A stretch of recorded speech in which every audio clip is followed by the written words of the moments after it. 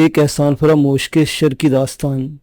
احسان فراموش قسط نمبر 26۔ علی نے بہت زور زور سے اینی کا نام پکارا اور ڈرائیور سے بھی گاڑی روکنے کے لیے کہتا رہا، لیکن نہ تو اینی نے علی کی آواز سنی اور نہ ڈرائیور نے گاڑی روکی، اور اینی پلک جھپکتے ہی علی کی نظروں سے اوجھل ہو گئی۔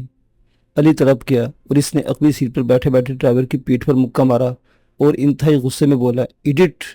لیکن ڈرائیور مسکرایا اور گاڑی کو اپنی معمول کی رفتار سے بھگاتا رہا۔ علی غصے میں آگ بگولا ہو گیا اور بڑبڑاتے ہوئے ڈرائیور کو برا بھلا کہنے لگا، کیا ہو گیا چھوٹے صاحب؟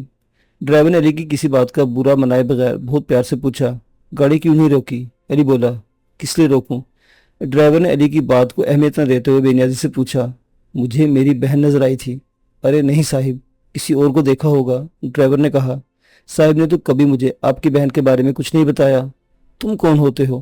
علی برہمی سے بولا، اور ڈرائیور انجان بن کر ہی کر کے ہنسنے لگا۔ لیکن ڈرائیور انجان نہیں تھا۔ ڈرائیور فرقان گلفام کے گینگ کے لڑکوں میں سے ایک اہم کارکن تھا اور گلفام کی کمینگاہ پر اس کا بہت اہم کردار تھا۔ وہ کئی ڈکیتیوں میں ملوث رہ چکا تھا اور اغوا برائے تاوان کی متعدد وارداتوں میں اس نے اہم کردار ادا کیا تھا اور واردات کے دوران گاڑی بھگانے میں ید طولہ رکھتا تھا۔ گلفام کے بنگلے میں کام کرنے والے ملازمین نے ڈرائیور فرقان واحد آدمی تھا یہ جانتا تھا کہ اس سے علی کے تمام کوائف معلوم تھے کہ اس کے اغوا میں گاڑی کا ڈرائیور بھی وہی تھا، اور اغوا کے وقت علی کی آنکھوں پر چونکہ پٹی بندھی تھی سے بے ہوش کر دیا گیا تھا، اس لیے علی نے اسے واردات کرتے وقت نہیں دیکھا تھا۔ لیکن ڈرائیور فرقان نے علی کو اچھی طرح دیکھا تھا اور اسے معلوم تھا کہ علی کی ایک بہن اسی شہر میں ہے، اور جب علی اپنی بہن کو دیکھ کر چیخا تو اس وقت فرقان کے من میں بھی رحم کا ایک جذبہ لمحہ بھر کو اوت کر آیا تھا کہ وہ گاڑی روکے۔ لیکن فوراً اسے خیال آیا کہ اگر علی کی بہن مل گئی تو یہ یکنا شد دو شد والی بات ہو جائے گی، کیونکہ گلفام جب علی کو اڈاپٹ کر رہا تھا تو اس وقت فرقان نے اس بارے میں سخت مخالفت کی تھی اور اندیشہ ظاہر کیا تھا کہ علی آگے جا کے گینگ کے لیے مشکلات پیدا کر سکتا ہے اور خطرہ بھی بن سکتا ہے۔ دوسرے لڑکوں نے بھی میٹنگ کے دوران علی کے حوالے سے سخت مخالفت کی تھی اور اس اختلاف اور اتفاق کا حق بھی گلفام نے اپنے لڑکوں کو دے رکھا تھا۔ جب بھی کوئی خاص بات ہوتی، کوئی منصوبہ بنانا ہوتا، کوئی اہم فیصلہ کرنا ہوتا تو گلفام اپنے گینگ کے لڑکوں کے ساتھ بھرپور میٹنگ کرتا اور سب کی رائے لیتا، لیکن آخری فیصلہ گلفام کا ہوتا۔ علی کو اپنانے کے سلسلے میں بھی اس نے گینگ کے لڑکوں کو اعتماد میں لینے کے لیے میٹنگ کی تھی، لیکن کسی بھی لڑکے نے اس بات کی حمایت نہیں کی تھی کہ علی کو اڈاپٹ کیا جائے۔ لیکن گلفام اور اس کے لڑکوں کے گینگ کی سوچ میں فرق تھا کہ لڑکے نوجوان اور سوسائٹی سے بیزار، ناراض اور متنفر تھے اور بے روزگاری کے ہاتھوں تنگ آ کر انہوں نے غلط پیشہ اختیار کیا تھا، جبکہ گلفام نے زمانے کی ناانصافیوں اور دولت کی غیر منصفانہ تقسیم کا نظام دیکھا تھا، اور اس نے نظام سے مایوس اور دل برداشتہ ہو کر انہی لڑکوں کی طرح ڈکیتی ڈالنے والے ایک گینگ میں شمولیت اختیار کی تھی۔ لیکن اس کی گینگ کے لڑکوں نے اپنے خاندان پر گزرنے والے وہ دکھ اور مصائب نہیں دیکھے تھے جو گلفام نے جھیلے تھے، اور اب جبکہ علی ان کے قبضے میں تھا اور اس کے تایا نے ایک معصوم بھتیجے کی زندگی کے مقابلے میں دولت کو زیادہ اہمیت دیتے ہوئے اس کو وقت کی آندھی کے آگے چھوڑ کر راہ فرار اختیار کی تھی، تو گلفام کا ضمیر یہ گوارا نہ کر سکا کہ وہ علی کو بے یار و مددگار راستے میں چھوڑ دے، ایسے راستے میں جہاں اس کی منزل اور کوئی تحفظ نہیں، اور جبکہ وہ جانتا تھا کہ اس معصوم بچے کا پورا خاندان تتر بتر ہو گیا ہے اور علی کے خاندان کو تہس نہس کرنے میں اس کا اپنا بھی ہاتھ ہے، اور گلفام کا ضمیر چونکہ ابھی اندر سے زندہ تھا، اور شاید اندر سے زندہ اس لیے تھا کہ اس نے دولت تو بہت لوٹی تھی لیکن ابھی تک اس کے ہاتھ سے کسی کا خون نہیں ہوا تھا۔ لڑکوں کی تمام تر مخالفت کے باوجود اس نے اپنے ضمیر کی آواز سنی اور اس پر لبیک کہا۔ اس نے لڑکوں کی بات سنی ضرور لیکن حتمی فیصلہ اپنا ہی کیا اور اپنی بیوی رانی کو اعتماد میں لیتے ہوئے علی کو بیٹا بنا کے بنگلے میں لے آیا۔ بنگلہ اور کمینگاہ دو الگ الگ مقام، الگ الگ محلے وقوع اور الگ الگ سوسائٹیاں تھیں، اور گلفام نے اپنی ایک سوسائٹی کو دوسری سوسائٹی سے بالکل الگ رکھا ہوا تھا۔ وہ سوسائٹی کے جس پوش علاقے میں رہتا تھا وہاں اور لوگوں کی طرح ایک بگ شاٹس میں جاتا تھا۔ سارا علاقہ بگ شاٹس کا تھا جن کے بنگلوں کے آگے مسلح گارڈز پہرا دے رہے تھے۔ یہ سب بڑے معزز اور دولت مند لوگوں کا علاقہ تھا جہاں اکثر رات کو دروازوں پر کتے بھونکتے تھے اور جو ایک دوسرے کو سرسری طور پر بھی نظر نہیں جانتے تھے اور نہ جاننے کی کوشش کرتے تھے، اور کسی کو کسی کے ذریعے معاش کی نوعیت کا علم نہیں تھا۔ گلفام کا بنگلہ بھی انہی بنگلوں میں سے ایک تھا۔ اس کے تعلقات آس پاس والوں سے نہیں بلکہ زیادہ تر ان لوگوں سے تھے جو طاقتور تھے اور جن کی طاقت کو گلفام اپنے پیسے سے خریدنے کی سکت رکھتا تھا۔ اس کی ایک الگ دنیا تھی اور اس کی رہائش ایک الگ دنیا تھی، اور اس نے علی کو اڈاپٹ کر کے جو غلطی کی تھی اس کا اسے احساس تھا، لیکن تحت شعور میں اس نے ایسا شاید اپنے گناہوں کا کفارہ ادا کرنے کے لیے کیا تھا، اور چونکہ اس کا دل ابھی پتھر نہیں ہوا تھا لہٰذا اس نے علی پر ترس کھایا تھا۔ تاہم وہ مطمئن تھا کہ علی کے پیچھے کوئی ہے نہیں جو اس کا پیچھا کرے گا یا اس کو ڈھونڈنے کی تگودو کرے گا، لیکن اس کے باوجود اس نے علی کی نشست و برخاست اور حرکات و سکنات پر کڑی نظر رکھی ہوئی تھی اور اپنے گینگ کے ڈرائیور فرقان کی ڈیوٹی بنگلے پر ہی لگا دی تھی کہ وہ ہر وقت ہر طرح علی کا خیال رکھے، اور خاص طور پر جب وہ اسکول جا رہا ہو یا اسکول سے آ رہا ہو تو اس کو گاڑی سے نیچے اترنے نہ دے۔ علی خود بھی کافی حد تک باتوں کو سمجھ رہا تھا۔ وہ جانتا تھا کہ اس کی دنیا اتھل پتھل ہو چکی ہے، باپ مر گیا ہے اور ماں بھی تقریباً مر چکی ہے، تایا تائی بے سہارا چھوڑ کر چلے گئے ہیں، بہن کا کچھ پتہ نہیں، اور جہاں اس کے خاندان کا ہر فرد گردش میں آ کے ختم ہو گیا ہے تو ایسے میں اس کے لیے بھی باہر خطرہ ہی خطرہ ہے۔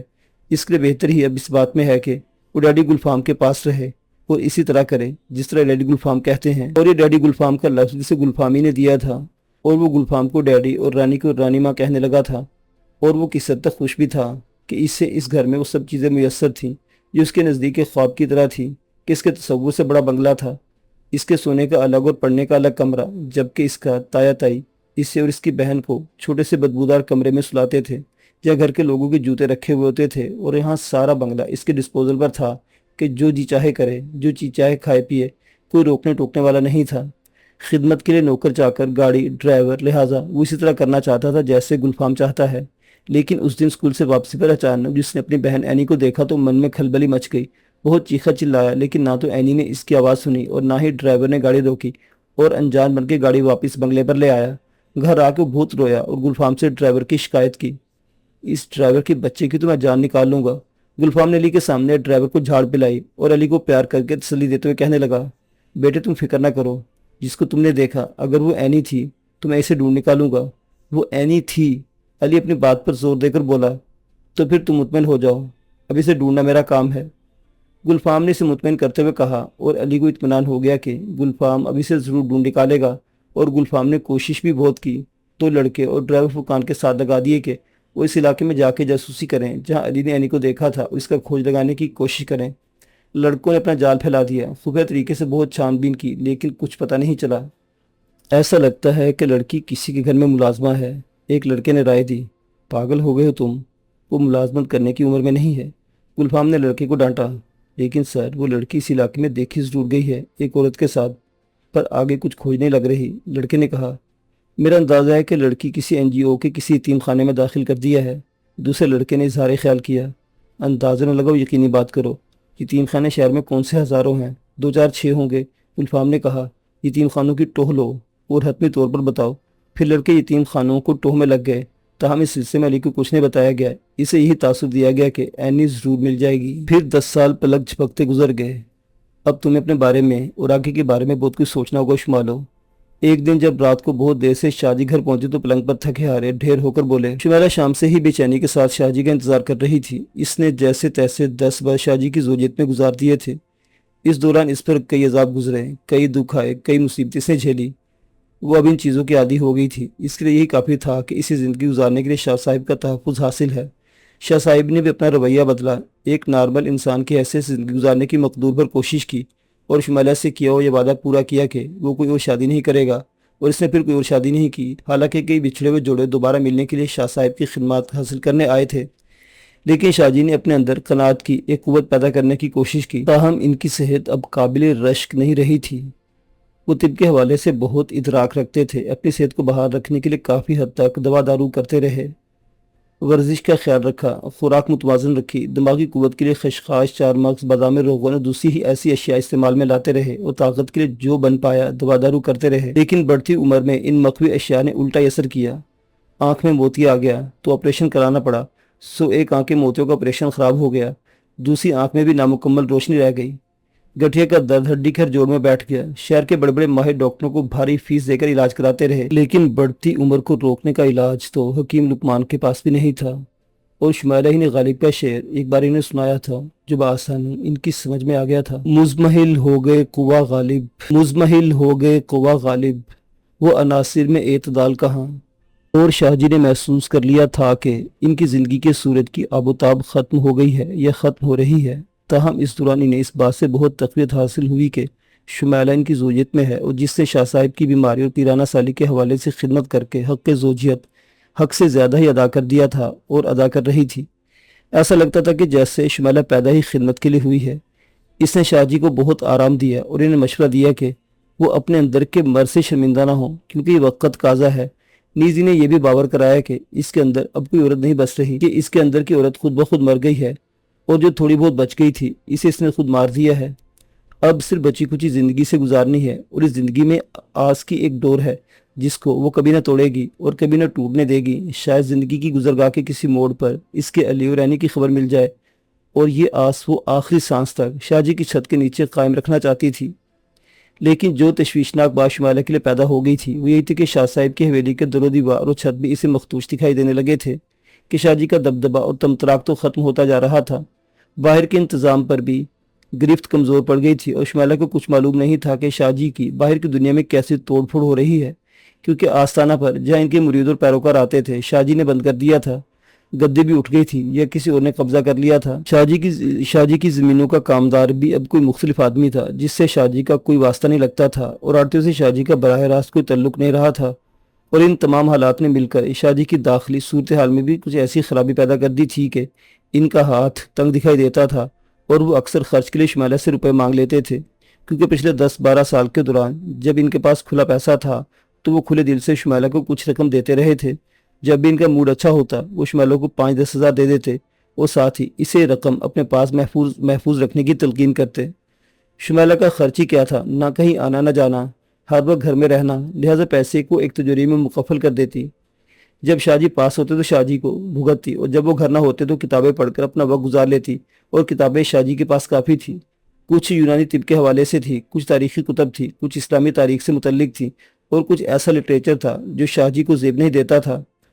تاہم شاہ صاحب کی اکثر کتابیں شمالہ کی زیر مطالعہ رہیں، اور جب سے شمالہ شاہ جی کی زوجیت میں آئی تھی تب سے شاہ جی نے شمالہ کی دلچسپی کی ادبی کتب سے بھی زیادہ تر شاعری و فکشن پر مشتمل تھی گھر کے اندر رکھنا شروع کر دی تھی۔ لیکن اب یہ بھی دور گزر گیا تھا کہ شاہ جی کے لگاتار پریشان اور بیمار رہنے کی وجہ سے شمالہ بھی بے سکون ہو گئی تھی اور شاہ جی کو پریشانی کا سبب چپ سی لگ گئی تھی۔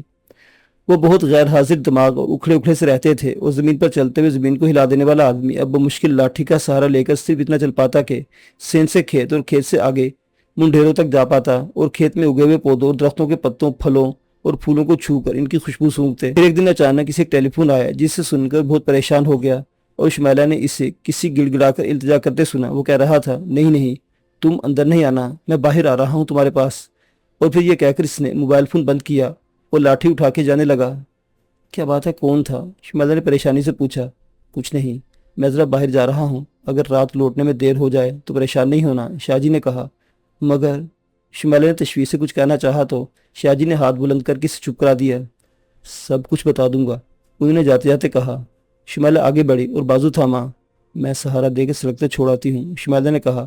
نہیں نہیں، جب تک چل سکتا ہوں، جب تک سہارا نہ دو۔ وہ لاٹھی دکھاتے ہوئے باہر کھیت کی جانب چلے اور بڑبڑاتے ہوئے کہنے لگے، ابھی تو یہ کھیت میرے اپنے ہیں۔ اور یہ کہہ کر انہوں نے کیاری سے ایک پتا توڑا اور انگلیوں میں مسل کر انگلیوں کی پور سے اس کی خوشبو سونگھی۔ میں نہ بھی دیکھ سکوں جب یہ راستے مجھے یاد ہیں۔ وہ کیاری میں چلتے بڑبڑائے اور سیدھا راستہ پکڑ کر پیدل چلے گئے۔ شمالہ سین میں کھڑے انہیں نظروں سے اوجھل ہوتے دیکھتی رہی۔ شاہ جی اس دن بہت مزمحل تھے اور بہت پراسرار طریقے سے گئے تھے اور شمالہ نے بھی دن بہت پریشانی میں گزارا تھا۔ اب شمالہ کے لیے جو کچھ بھی باقی رہ گیا تھا وہ شاہ جی ہی تھے۔ انہوں نے جب لوٹنے میں بہت دیر کر دی تو شمالہ نے شاہ جی کے موبائل پر فون کیا، لیکن موبائل ہر بار بند ملا۔ دن گزارا، شام آئی گئی، رات سر پہ کھڑی ہو گئی، لیکن شاہ جی کا کچھ اتا پتہ نہیں چلا۔ موبائل مسلسل بند چلا رہا تھا اور شمالہ کی پریشانی ہر لمحے بڑھتی جا رہی تھی۔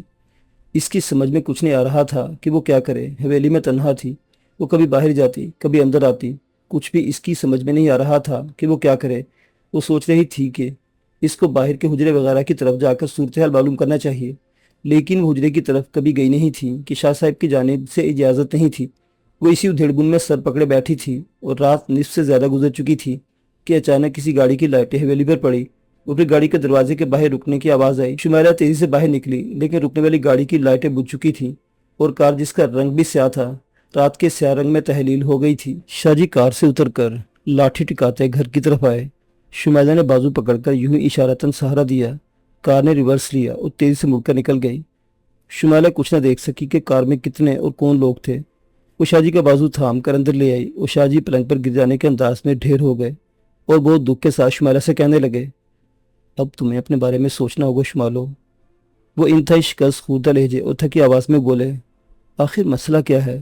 کئی دنوں سے آپ بہت پریشان ہیں اور مسلسل مجھ سے معاملہ چھپا رہے ہیں۔ آخر میں آپ کی وہ بے اختیار کچھ کہنے لگی تھی، شاید یہی کہنا چاہتی تھی کہ آخر میں آپ کی بیوی، آپ کی شریک حیات ہوں۔ لیکن اسے یوں لگا جیسے اچانک زاہد کی بھولی بسری تصویر کا خاکہ اس کے ذہن میں نمودار ہوا اور بات ہونٹوں سے پھسلتے پھسلتے رک گئی۔ کیوں نہیں؟ اب تم ہی میری سب کچھ ہو، میری بیوی، میرے دکھ سکھ کی ساتھی، میری شریک حیات۔ شاہ جی نے وہ جملہ مکمل کیا جو شمالہ نے ادھورا چھوڑ دیا تھا، اور پھر مزید کہنے لگے، آج میں تمہیں سب کچھ بتا دیتا ہوں کیونکہ میرے پاس وقت بہت کم رہ گیا ہے۔ شاہ جی نے شمالہ سے پانی مانگا، پانی کا گلاس پیا تو کچھ تازگی آئی اور کہنے لگے، دیکھو شمالہ، تم جانتی ہو کہ میں نے درجنوں شادیاں کی، اور جیسا کہ میں اکثر کہتا ہوں ان میں سے بیشتر کی شکلیں اور نام بھی مجھے یاد نہیں۔ تم واحد ایک ایسی عورت ہو جو میری زندگی میں داخل ہو کر میری زندگی میں انقلاب برپا کر دیا۔ تم نے دیکھا ہوگا کہ بعد میں نے شادی کا تصور بھی نہیں کیا۔ آگے چلیں۔ جب وہ اتنا کہہ کر رکے تو شمالہ نے لقمہ دیا، ابھی پیچھے ہی رہنے دو مجھے کہ میں تھوڑی سی وضاحت کر دوں۔ شاہ جی شمالہ کو ٹوک کر کہا، تم سے شادی کرنے کے بعد وہ اور بھی اس وقت جب زاہد انتقال کی خبر سننے کے بعد تم نے اپنی مرضی سے میرے ساتھ رہنے کا ارادہ کیا تو پھر معلوم ہو کہ شادی کیا ہوتی ہے اور بیوی کیا ہوتی ہے۔ ورنہ وہ عورتیں بیچاری تو اس طرح آتی تھی میرے پاس شادی کر کے جس طرح شروع میں تم آئی تھی، اپنی غلطیوں کی پاداش کی سزا بھگتنے، اپنے اجڑے ہوئے ویران گھروں کو جوڑنے اور آباد کرنے۔ میں بھی کسی کے ساتھ دھوکہ نہیں کیا، ان کی مرضی کے مطابق انہیں نکاح میں رکھا اور ان کے مطالبے پر طلاق دے دی۔ ان میں سے بیشتر اب ہنسی خوشی دوبارہ اپنے گھروں میں اور شوہروں اور بچوں کے ساتھ خوشحال زندگی گزار رہی ہیں۔ ہو سکتا ہے انہیں یاد بھی نہ ہو کہ شاہ جی نام کا کوئی آدمی کبھی ان کی زندگی میں آیا تھا کہ نہیں۔ وہ بول کر رکے تو شمالہ نے پھر انہیں ٹوکا، یہ سب کچھ میں جانتی ہوں، وہ بات بتائیں جو مجھے نہیں معلوم۔ شمالہ تجسس سے بولی۔ وہ شاہ جی نے دکھ بھرا سانس لیا اور ازراہ تعصب بولے، میں نے کسی عورت کو دھوکہ نہیں دیا، کسی عورت نے مجھے دھوکہ نہیں دیا، لیکن زینت سے شادی کرنا میری بہت بڑی غلطی تھی۔ زینت؟ شمالہ تجسس سے بولی، ہاں زینت بھی اپنی مجبوری لے کر آئی تھی، میاں سے جھگڑا ہو گیا، غصے میں طلاق ہو گئی، اب دونوں پچھتا رہے ہیں۔ آپ ہم پر رحم کرے، شادی کر لیں تاکہ آپ سے طلاق لے کر دوبارہ اپنا گھر آباد کروں۔ معلوم نہیں کیوں میرا جی نہیں چاہتا کہ، لیکن دونوں میاں بیوی نے میرے پاؤں پکڑ لی اور گڑ گڑانے لگے، لہٰذا میں نے عورت کو اپنے نکاح میں لے لیا۔ شاہ جی بولتے بولتے چپ ہو گئے اور سوچ میں پڑ گئے، جیسے دماغی طور پر غیر حاضر ہو گئے ہوں۔ پھر کیا ہوا؟ شمالہ نے شاہ جی کی بات میں بہت زیادہ دلچسپی لیتے پوچھا۔ پھر کچھ عرصے بعد میں نے اس سے کہا، اب تم جاؤ، میں طلاق دیتا ہوں، جا کے اپنے چھوڑے ہوئے شوہر کے ساتھ شادی کر لو۔ لیکن اس نے طلاق لینے میں تعامل کیا۔ کیوں؟ شمالہ نے پرتجسس انداز میں پوچھا۔ شاہ جی کہنے لگے، اس نے ایک اور درد بھری کہانی سنائی۔ کہنے لگی، شاہ جی میرے شوہر نے طلاق اس لیے دی تھی کہ ہمارے کوئی اولاد نہیں ہے اور میں چاہتی ہوں کہ بس بس بس۔ میں نے اس کی بات کاٹ کر سختی سے منع کیا اور کہا، میں اولاد نہیں پیدا کروں گا۔ اس پر وہ عورت زینت بہت روئی، کہنے لگی، کیا فائدہ ہوگا، وہ بغیر اولاد کے مجھے نہیں رکھے گا، دوبارہ طلاق دے دے گا، میں مر جاؤں گی، آپ مجھ پر رحم کریں۔ تو شاہ جی بولتے بولتے چپ ہو گئے تو شمالہ کا تجسس بڑھ گیا، تو کیا انسان غلطی کا پتلا ہے؟ میں نے پھر اسے جانے کے لیے نہیں کہا، اور 3 سال مزید رہی، اور 3 سال میں اس نے 3 بیٹے پیدا کر لیے، تو پھر مجھ سے طلاق مانگی، میں نے طلاق دے دی، اور ہوا کیا؟ شمالہ نے پوچھا۔ اس کا شوق اور تجسس بہت بڑھ گیا تھا۔ ہوا یہ کہ وہ فراڈ تھی۔ بعد میں بھی پتہ چلا کہ اس نے میرے بچے خاص منصوبے کے تحت پیدا کیے تھے۔ بچوں کو کاغذی ریکارڈ پر لے آئی اور پھر اپنے شوہر کے ساتھ مل کر وراثت کا دعویٰ کرتے ہوئے مجھے بلیک میل کرتی رہی۔ اب وہ 3 بیٹے چھت سے لگتے ہیں، وہ تینوں بدمعاش ہیں، وہ چوتھا ان کا ستیلا باپ، ان سب نے مل کر مجھے تباہ کر دیا۔ میں جب ایک مرتبہ 3 دن کے لیے غائب ہوا تھا تو معلوم ہے کہاں گیا تھا؟ شاہ جی نے پوچھا۔ نہیں، کہاں؟ آپ نے بھی کہا تھا کہ بہن سے ملنے گئے تھے۔ شمالہ کشمکش میں بولی، نہیں، میری کوئی بہن نہیں، کوئی بھائی نہیں، مجھے میرے بیٹوں نے زینت اور اس کے شوہر کے ساتھ مل کر اغوا کر لیا تھا۔ شاہ جی نے دھماکہ خیز انکشاف کیا۔ شمالہ لرزی گئی۔ انہوں نے گن پوائنٹ پر مجھ سے سب کچھ لکھوا لیا، میرے کھیت، میری زمین، ہر چیز گن پوائنٹ پر اپنے نام لکھوا کے رجسٹر کرا دی، یہاں تک کہ میرے بینک اکاؤنٹ کے خالی چیکس پر دستخط کروا کے رقم نکلوا لی۔ میرے پاس صرف یہ حویلی اور آس پاس کی زمین چھوڑی ہے، جیپ رہنے دی ہے میرے پاس، لیکن ڈرائیور انہی کا ہے۔ بولتے بولتے شاہ جی کی سانس پھول گئی اور شمالہ کی حالت سنتے سنتے خراب ہو گئی تھی، اور شاہ جی کہنے لگے، یہ حویلی، اس کے اطراف کھیت اور باغ انہوں نے مثلاً میرے لیے چھوڑے ہیں، جن پر ظاہر ہے میرے مرنے کے بعد انہیں کا قبضہ ہو جائے گا۔ میں تمہیں اب نہ بتاتا، لیکن پانی چونکہ سر سے اونچا ہو گیا ہے اس لیے، اور نہیں چھپا سکتا تھا۔ انہیں تھوڑا سا دم لیا، پھر کہنے لگے، اس لیے جب تم سے شادی ہوئی تھی تو معلوم نہیں کیوں نے خواہش ظاہر کی تھی کہ ایک بیٹا ہو جائے۔ اگر ہو جاتا تو آج 12 سال کا ہوتا، وہ تمہارا سہارا بن سکتا تھا، لیکن معلوم نہیں تم نے۔ نہیں شاہ جی نہیں، شمیلہ شاہ جی کی بات کاٹ کے بولی۔ مجھے کوئی پچھتاوا نہیں، کیا معلوم بیٹا اگر ہوتا تو وہ میرا سہارا بنتا یا میرے لیے ایک اور دکھ بن جاتا، اور اگر بیٹی ہو جاتی تو پھر دکھوں کی پوٹلی مجھے مل جاتی۔ نہیں شاہ جی نہیں، مجھے کوئی پچھتاوا نہیں، کیا میں نے ایک بیٹے اور ایک بیٹی کو جنم نہیں دیا تھا؟ پریوں کے دیس کا شہزادہ تھا میرا علی، اور میری عینی ایک ننھی سی پری تھی۔ کہاں ہیں دونوں بہن بھائی؟ آج اور معلوم نہیں ہیں بھی کہ نہیں۔ آپ نے کتنے عرصے کے بعد مجھے بتایا کہ میرے علی کو ڈاکو اٹھا کر لے گئے تھے۔ کیا قصور تھا اس کا؟ یہ سب قسمت کی بات ہے شاہ جی، خدا کا شکر ہے کہ میں نے کسی اور دکھ جھیلنے والے یا دکھ جھیلنے والی کو جنم نہیں دیا۔ شمیلہ بولتے بولتے بہت جذباتی ہو گئی، اس کے آنسو نہ تھم سکے۔ میرے بچے بھی میرے بارے میں کیا سوچتے ہوں گے؟ اس کے اگلے پچھلے تمام دکھ اور دکھوں کی یادیں سما کر آنکھوں میں آ گئیں اور وہ چھم چھم رونے لگ گئی۔ صبر، تمہیں سب کچھ بتانے کا مطلب یہ نہیں تھا کہ تمہیں اور دکھی کر دوں۔ شاہ جی نے شمیلہ کا ہاتھ اپنے ہاتھوں میں لے کر اسے تسلی دیتے ہوئے کہا، میں صرف تمہارے مستقبل کے بارے میں فکر مند ہوں۔ مجھے ڈر ہے کہ یہ بدمعاش لوگ میرے ساتھ تمہیں بھی نقصان نہ پہنچائے، اس لیے میں چاہتا ہوں کہ تم اپنی جان بچا کے یہاں سے نکل جاؤ۔ کچھ پیسے تمہارے پاس ہوں گے اور ایک چیز میرے پاس ہے جو تمہارے کام آئے گی۔ شاہ جی اٹھے اور اپنا ذاتی کباڑ کھولا اور اس میں سے ایک بھاری بھرکم لفافہ نکال کر شمیلہ کے سامنے رکھا اور کہنے لگے، یہ اپنے قبضے میں کر لو اور اپنی رقم، زیورات اور یہ لفافہ قبضے میں کر کے کل صبح ٹیکسی کے ذریعے یہاں سے نکل جاؤ۔ لاہور بھی نہیں رکنا، سیدھی کراچی چلی جانا۔ شاہ جی ایک لمبی تمہید باندھ کے چپ ہوئے تو شمیلہ بولی، وہ تو سب ٹھیک ہے شاہ جی، لیکن اس لفافے میں کیا ہے؟ اس میں کچھ پرائز بانڈز ہیں، تمہارے کام آئیں گے، شاہ جی نے کہا، اور مزید بولے، تم صبح چلی جاؤ۔ نہیں، شمیلہ نے انکار کیا، میں نہیں جاؤں گی، یہاں تمہاری زندگی کو خطرہ ہے، وہ لوگ تمہیں مارنا چاہتے ہیں۔ کہ آپ کی زندگی کو خطرہ نہیں؟ شمیلہ نے دریافت کیا، میں آپ کو چھوڑ کر اب کے نہیں جاؤں گی۔ تو پھر مجھے ڈر ہے، مجھ سے پہلے وہ تمہیں مار دیں گے۔ کیوں؟ انہیں اندیشہ ہے کہ تم بعد میں دعوے دار نہ بن جاؤ۔ میں ان کو یقین دلا دوں گی کہ میں کوئی دعویٰ نہیں کروں گی، شمیلہ ایک عزم کے ساتھ بولی، لیکن میں آپ کی حالت میں بے یار و مددگار چھوڑ کر نہیں جاؤں گی۔ شمیلہ کے اس عزم اور یہ گانگد کے جذبے سے شاہ جی کا دل موم ہو گیا اور وہ کسی بچے کی ہچکیاں لینے لگے، پھر بولے، اچھا یہ لفافہ تو اپنے پاس رکھ لو۔ شمیلہ لفافہ اٹھا کے رکھ دیا، پھر شاہ جی کا سر دبایا اور شاہ جی ہچکیاں لیتے لیتے صوفے پر ہی سو گئے۔ شمیلہ نے آہستہ سے ان کا سر اپنی گود سے اٹھایا اور ایک گدی ان کے سر کے نیچے رکھ دی اور خود جا کے اپنے کمرے میں سو گئی۔ رات چونکہ کافی گزر گئی تھی اور شمیلہ بھی جسمانی طور پر اور ذہنی طور پر زیادہ تھک گئی تھی، اس لیے پلنگ پر پڑتے بے خبر سو گئی۔ اور پھر اسے کچھ معلوم نہیں رات کا کون سا پہر تھا جب گولیوں کی آواز اس کے کانوں میں گونج اٹھی اور فائرنگ اتنی شدید تھی کہ حویلی کے آس پاس درختوں پر سوے کبے چیلے اور دوسرے پرندے پھڑ پھڑا کر اڑ گئے۔ شمیلہ حواس باختہ ہو کے اٹھی، اسے حویلی کے اندر کچھ بوٹوں کی آواز آئی، جیسے کچھ لوگ اندر سے باہر کی طرف دوڑ رہے ہوں۔ پھر کسی گاڑی کے سٹارٹ ہونے کی آواز آئی، کار کی روشنی کچھ دیر کے لیے کھیتوں پر لہرائی اور زوں سے گاڑی حویلی کا احاطہ عبور کر کے نکل گئی۔ شاہ جی!